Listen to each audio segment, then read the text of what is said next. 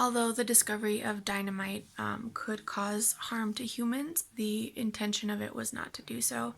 And the creator, I think he realized that, which is why he decided to leave a more positive legacy that supports people instead of having a legacy of destruction or the creator of something that causes destruction.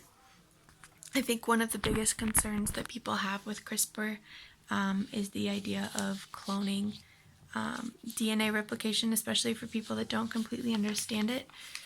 Creates a lot of fear in where science could go and what that could mean for the future of humans and the future of our society. The way that I see it is that CRISPR is really just a more intelligent way to work with DNA. So I'm looking at my notes, but comparing CRISPR to PCR, the polymerase chain reaction, it's much faster. They can work with much more DNA, and it can be used to wipe out like mutations that could cause issues in transplants. I understand that in the book it was talking about using CRISPR to take out parts of mutations or viruses to then be able to put one animal's organ into a different animal's organ without there being an issue, which is, it makes me think of Frankenstein's monster, quite honestly.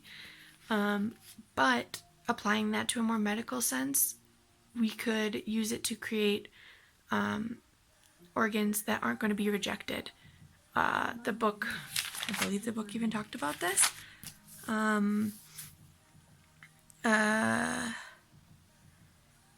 So, for example, the human kidney being grown inside of a pig, so that the pig is the host of the organ as it grows, but the kidney isn't going to be rejected for the patient that it goes to because it was using its original stem cells.